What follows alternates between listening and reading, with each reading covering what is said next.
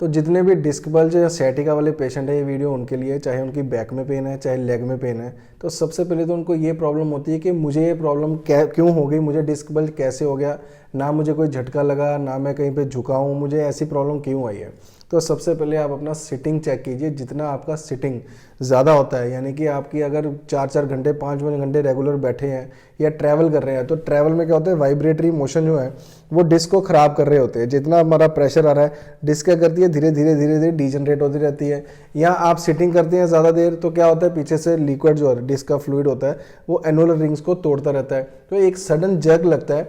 आप सॉक्स पहनने के लिए झुके हैं, आप बाथ ले रहे हैं, तो उसमें आपने हल्का सा बकेट उठाने के लिए झुके हैं, या कोई भी ऐसी मूवमेंट की है जिसमें आपने मॉर्निंग में थोड़ा सा भी झुके हैं, या कोई भी आपको छींक आ गई है, एक हल्का सा सडन जर्क चाहिए होता है। अगर ये भी नहीं हुआ है तो भी आपको, अगर रेगुलर आप सिटिंग करते रह रहे हैं बार बार और गलत पोस्चर में बैठते हैं, तो उसकी वजह से डिस्क बल्ज होता है।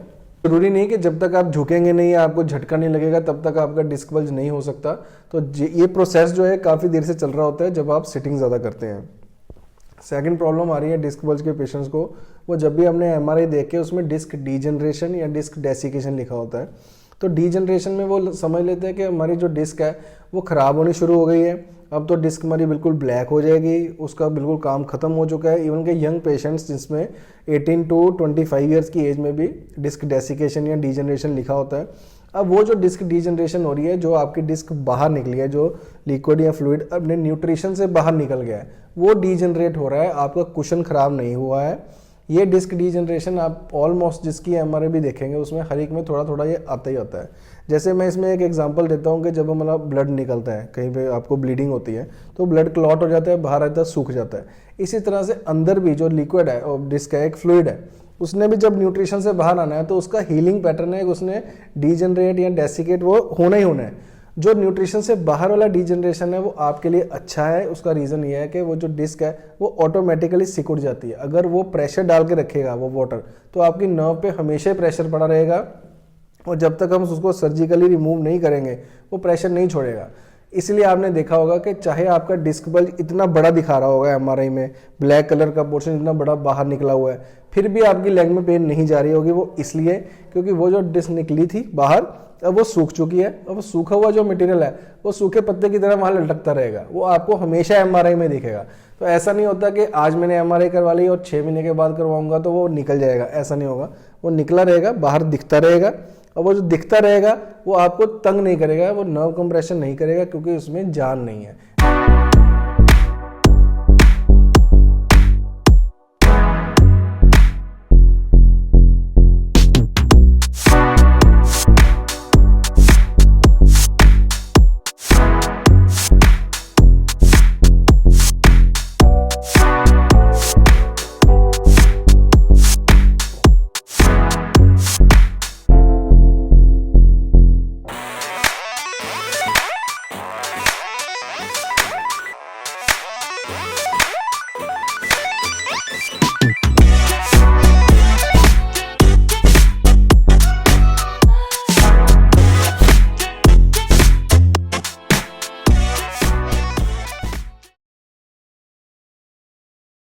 जान इसलिए नहीं है क्योंकि वाटर कंटेंट नहीं है, वो बिल्कुल एक सूखा पत्ता बाहर लटक रहा है।